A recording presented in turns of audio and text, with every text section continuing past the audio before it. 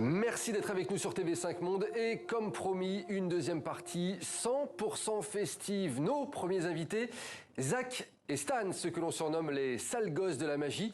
Ils font partie des nouveaux talents de la scène française. Ils sont en spectacle actuellement à Paris, regardez. Fixe droit devant, ne me regarde plus jamais, c'est le moment où je vais tenter de pénétrer ton cerveau. Est-ce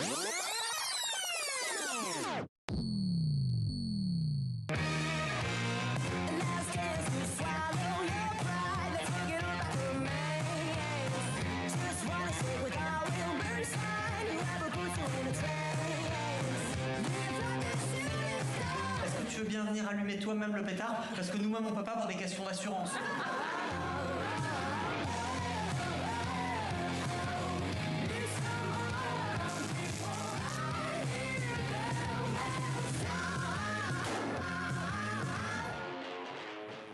Bonsoir Zach et Stan, les sales gosses de la magie. Et quand on voit cette bande-annonce, on comprend un petit peu mieux. Dites donc, vous leur faites faire vraiment n'importe quoi à vos spectateurs. Hein. Sur votre composition. Oui.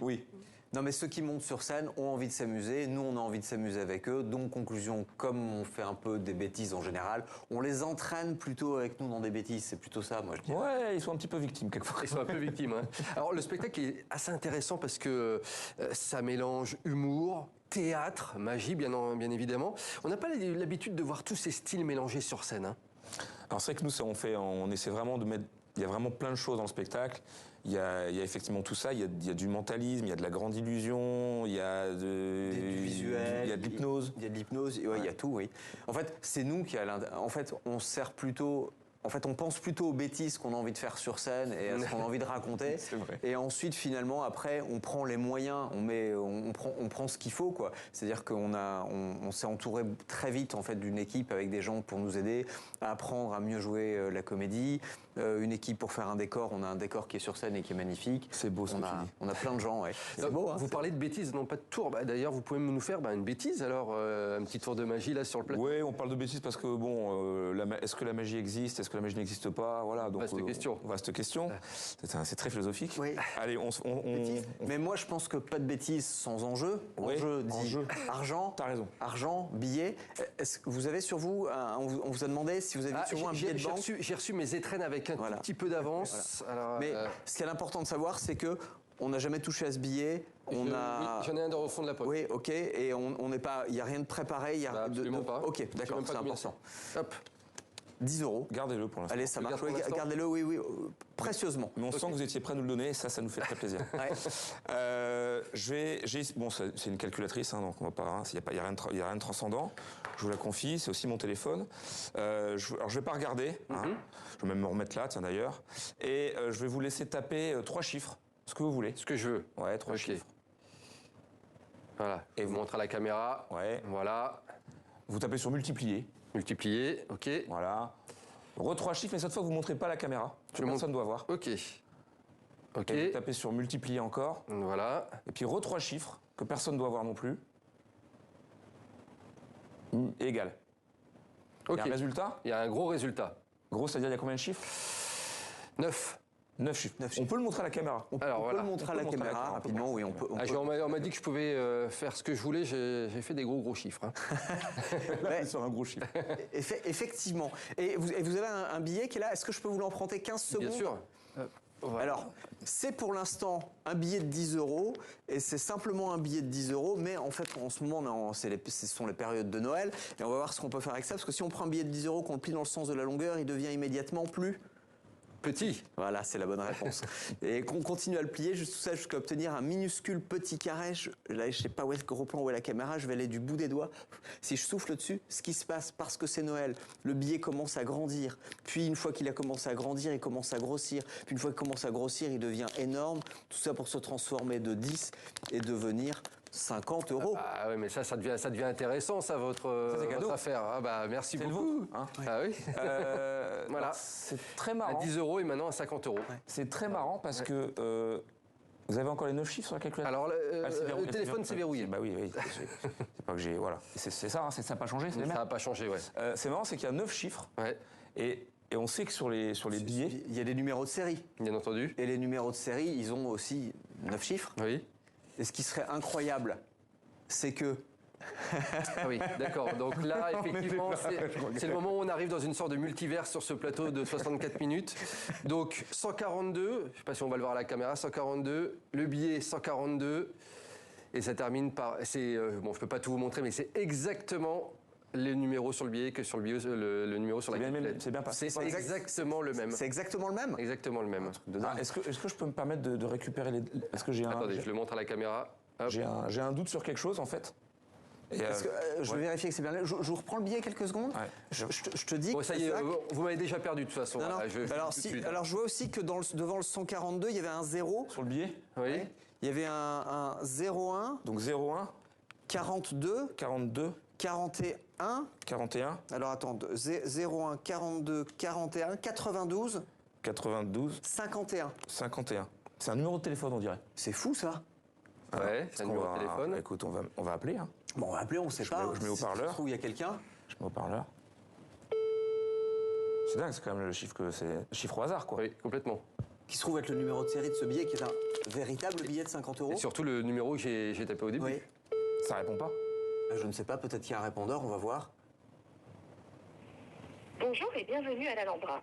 Notre billetterie est assurée les jours de représentation, 1 heure avant chaque... Alors c'est très bien parce que c'est l'Alhambra. Donc l'Alhambra, Bien.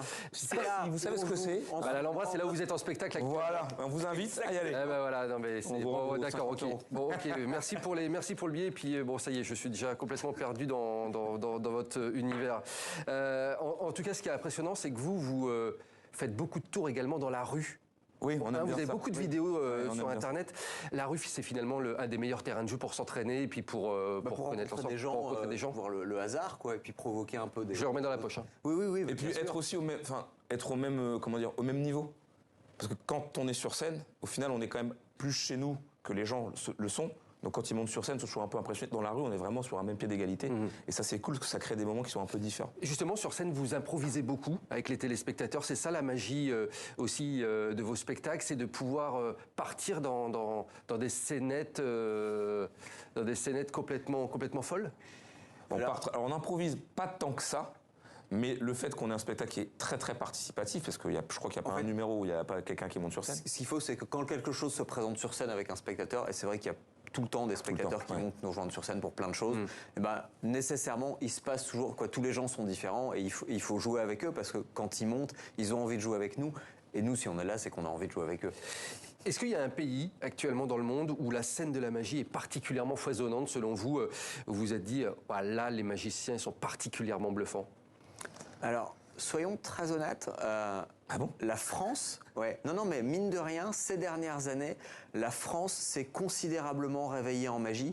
Les États-Unis, ça a toujours été un pays sur lequel il y a eu énormément de choses. Il y a plein de très très bons magiciens au Canada. Il y a plein de très très bons magiciens en Angleterre aussi. Mais la France, ces dernières années, avec le mouvement, il y a Magie Nouvelle.